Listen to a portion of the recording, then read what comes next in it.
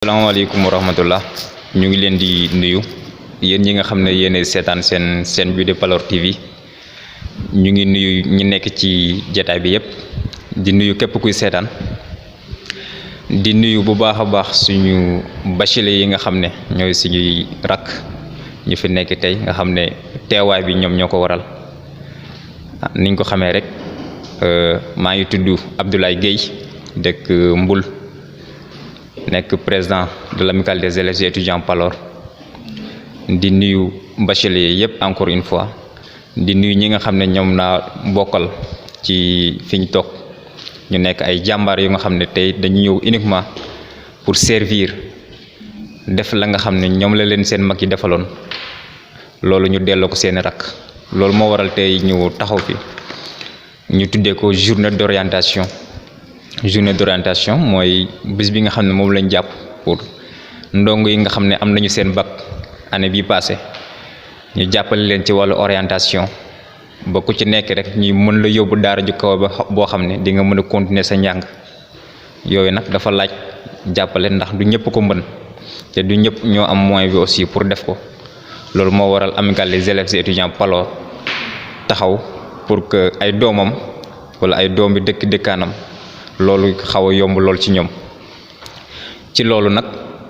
nekkul ne AFP kesse mo jog def ko dañ ci and ak ñu nga xamne ci biir AFP lañu bok parce que suñuy frère lañu waye dafa fekk nekkuñ ci université publique yi ñi ñu xam ce sont les étudiants Palor ñi nga xamne ñoo nekk ci UVS bi ñu tuddé ko REP UVS réseau des étudiants Palor de l'UVS ñooñu ñi nga xamne ñom lañu nekkal en collaboration ñu nekk fi ci table bi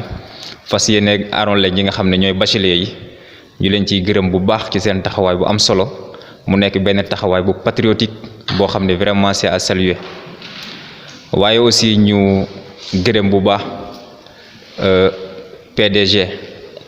bu président directeur général bu Palor TV ñukoy wax monsieur Elhadj Adikan Diouf mom mi nga xamne aussi ñun ak ñom ñoo nekk en collaboration durant tout 4 jours yi nga xamne mom lañu fasiyene def orientation yi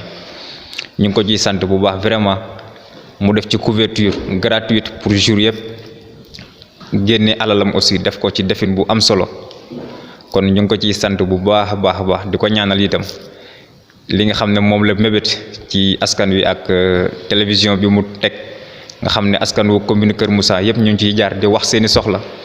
ñu koy ñaanal yalla na jëm kanam yalla nako yalla gëna taxaw dañuy déllu rek di féliciter wat bachelier yi di wax ni tay le 23 ñu ngi fi ci site de recasement tay lañu fassiyene tambali li nga xamne moy liggéey bi jëmele ko nak le 26 c'est-à-dire le 23 et le 24 dañuy nekk fi ci site de recasement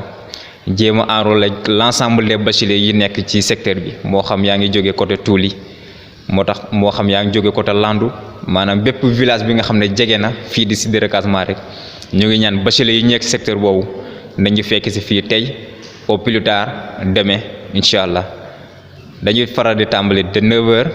jusqu'à 13h ñu jël pause ensuite de 15h jusqu'à 17h pour ñi nga xamné ñoy xawa ñëw en retard touti ñu jël leen dooro wacc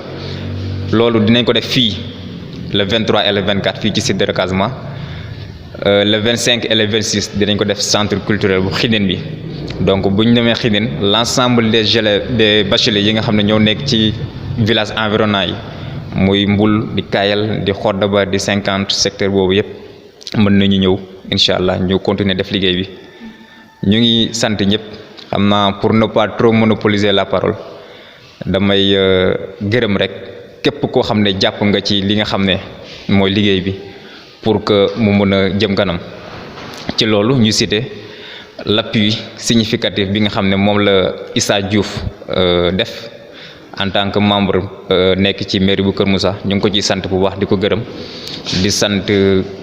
parents yépp di leen ñaanal li nga xamné mom lañu mëbët ci seen doom yi yalla leen ko yalla defal bu baax baax ñu ngi sante ñëpp di gërëm ñëpp xamna damay jox sama frère Babacar nga xamné ñoo nek en collaboration mom mu amé ñaari casquette non seulement mu ngi ci biir AEP wax naa ko sànq ni ñi nekk UVS ce sont des éléments de l'AEP, ça c'est irréversible, mais dafa nekk benn entité rek bu nekk dans le virtuel. kon Babacar mu ngi noonu dama koy jox kàddu gi moom mooy suñu vice-président ci biir amicale bi AEP, mais aussi moom mooy le responsable wala nu mu ko mën a waxee le président du réseau des étudiants Palor de l'UVS. kon ñu ngi béggee ñëpp di féliciter waat bachelier yëpp di ñaan li ngeen jëm ci seen kanam ngeen am ci farlu rek ak dëgër laay, parce que rien n'est facile. loo jàpp ni yomb na rek amaana keneen jaar na ci mais xam ne du yombul. donc am ngeen seen bac jàpp leen ci bu baax a baax du lu ñuy xeeb, mais aussi gën leen a takkuwaat ndax lii ñëw ci kanam am na solo lool te am ngeen ay porte réussite, am ngeen ay chance yu bëree bëri ci seen kanam. ñu ngi leen di sant di leen gërëm, xam naa dañuy jox Babacar kàddu gi rek.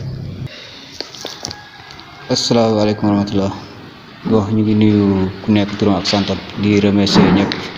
di nuyu tous les téléspectateurs ñuy suivre Palor TV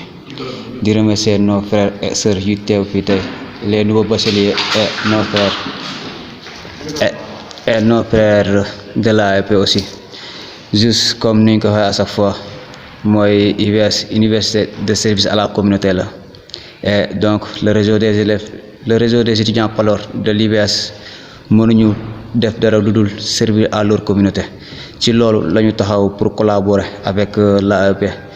bien vrai que tous les étudiants de l'UVS qui se trouvent au niveau de ce réseau ñoom AEP la ñu bokk, mais n'empêche